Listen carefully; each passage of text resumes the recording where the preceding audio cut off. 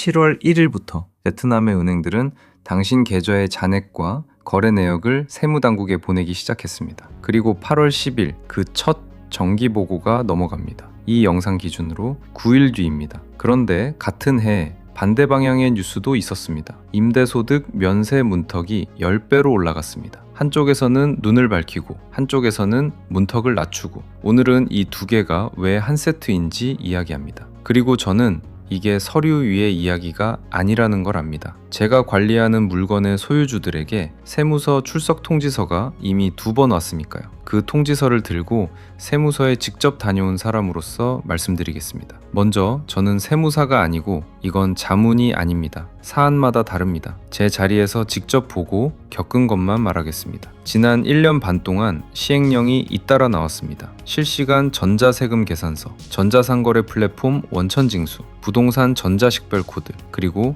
은행 계좌 정기보고. 뉴스에서는 각각 별개의 규제처럼 다룹니다. 그런데 한 장에 올려놓고 보면 방향이 하나입니다. 2025년 7월 1일 베트남은 개인 신분증 번호를 세금 코드로 통합했습니다. 이게 척추입니다. 은행 따로, 부동산 따로, 세무 따로 흩어져 있던 데이터가 이제 번호 하나로 꿰어집니다. 한 사람의 계좌, 부동산, 거래, 소득이 한 줄에 섭니다. 베트남 재정부가 직접 말했습니다. 전자세금 계산서와 은행 데이터를 묶어 데이터 생태계를 만들고 납세 의무를 정밀하게 산정하겠다고. 그 그림에서 파급력이 가장 큰 조각이 지난 7월 1일에 끼워졌습니다. 시행령 252호입니다. 5회부터 걷어내겠습니다. 세무당국이 계좌를 볼 권한은 원래부터 있었습니다. 다만 예전에는 조사나 검사가 있을 때 요청하면 주는 방식이었습니다. 그 절차의 마찰이 사실상 보호막이었죠. 이번에 바뀐 건 그 마찰을 없앤 겁니다. 은행, 결제회사, 국제카드사는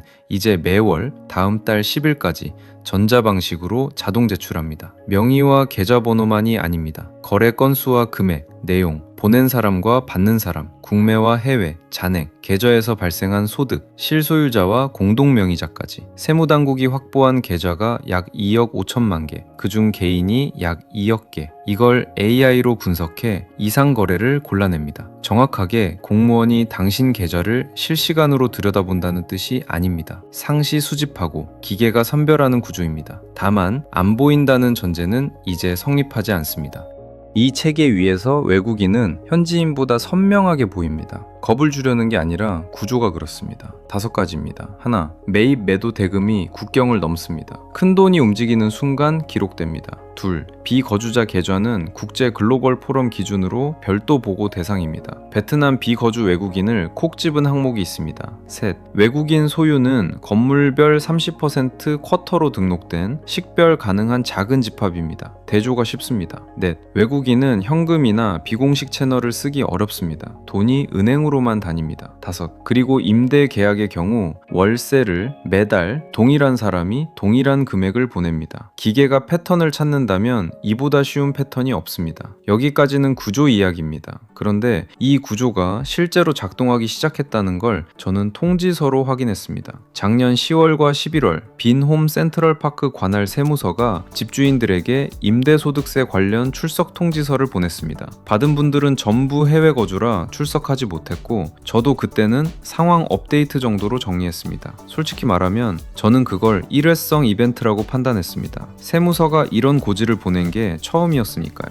그 판단은 틀렸습니다. 올해 4월 2차 통지서가 왔습니다. 1차를 받았던 사람 전원에 새 명단이 추가됐습니다. 같은 명단에 한 번 더, 그리고 확대. 이건 이벤트가 아니라 단속입니다. 그중 한 분의 위임을 받아 5월 8일 통지서에 적힌 날짜에 세무서에 직접 출석했습니다. 거기서 확인한 것 3가지입니다. 첫째, 페널티는 발생합니다. 미신고는 공짜로 지나가지 않습니다. 둘째, 협의 절차는 존재합니다. 정식 절차 안에서 정리할 여지가 있습니다. 셋째, 해외 거주자는 위임장 없이는 아무것도 못합니다. 세무서는 본인 출석 또는 정식 위임장 둘 중 하나를 요구합니다. 한국에서 통지서를 받고 발만 구르는 상황이 실제로 벌어집니다. 그리고 하나 더, 세무서는 과거를 10년까지 들여다볼 수 있습니다. 올해 새로 생긴 계좌보고 체계와 이 단속이 만나면 예전 건 모르겠지 라는 가정은 위험해집니다. 제가 안내한 소유주 7분이 지금 정리를 진행 중이고 예전에 관리했던 분들에게서도 문의가 옵니다. 이 움직임이 다른 단지로 번질지 저는 단정하지 않겠습니다. 다만 번지지 않는다는 쪽에 걸 이유를 저는 찾지 못했습니다. 여기까지가 채찍이라면 같은 해에 당근도 나왔습니다. 저는 이 당근이 설계의 진짜 의도를 보여준다고 생각합니다. 임대소득 면세 문턱입니다. 작년까지 연 매출 1억 동이 기준이었습니다. 올해 1월 1일 5억 동으로 올랐습니다. 그리고 4월 말 시행령 141호가 다시 10억 동으로 올리면서 1월 1일자로 소급 적용했습니다. 반년 만에 10배입니다. 숫자로 보겠습니다. 호치민 아파트 한 채, 월세 3천만 동, 연 매출 3억 6천만 동, 10억 아래니까 개인소득세도 부가세도 없습니다. 면세입니다. 새 채라면 다릅니다. 임대 매출은 본인 명의 전체 합산입니다. 연 10억 8천만 동이면 문턱을 넘고 부가세가 전체 매출의 5%로 5,400만 동, 개인소득세가 10억 초과분의 5%로 400만 동, 합쳐서 연 5,800만 동입니다. 한 가지 관찰을 보태면 하노이 쪽 세무서들은 외국인과 현지인 구분 없이 10억 기준을 실무에 적용하는 분위기로 보입니다.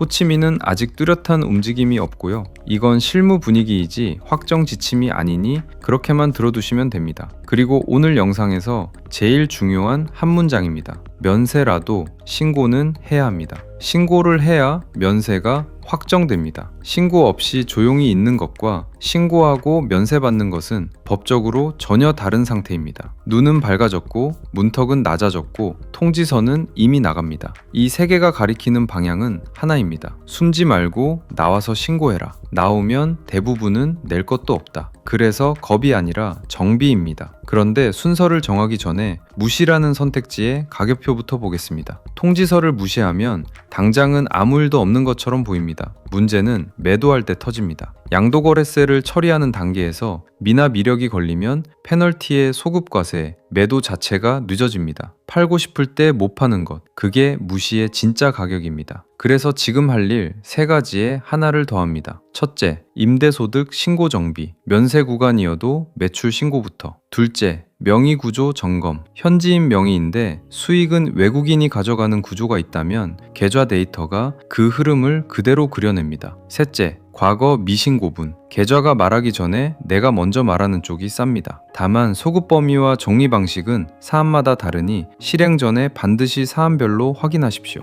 넷째, 이건 실무 팁입니다. 베트남에 오실 일이 있으면 세무 처리용 위임장을 미리 만들어 두십시오. 통지서는 당신이 한국에 있을 때 옵니다. 그때 위임장이 없으면 할 수 있는 게 없고 비용, 리스크만 높아집니다. 마지막으로 5문항입니다. 당신이 이미 보이는 위치에 있는지 세어보십시오. 하나, 월세를 계좌이체로 받는다. 둘, 임대 계약을 공증했거나 임차인이 법인이다. 셋, 외국인 명의 콘도를 갖고 있다. 쿼터에 등록되어 있다는 뜻입니다. 넷, 매입 대금이 해외 송금으로 들어왔다. 다섯, 그런데 신고 이력이 없다. 3개 이상이라면 당신은 이미 데이터 위에 있습니다. 남은 선택은 언제, 어떤 순서로 정리하느냐 뿐입니다. 큰 그림 전체와 이번 케이스의 상세한 진행 과정은 블로그에 정리해뒀습니다. 저는 호치민에서 11년째 사업하고 있는 싸이공강 대표였습니다. 도움이 되셨다면 좋아요와 구독 부탁드립니다. 싸이공에서 뵙겠습니다.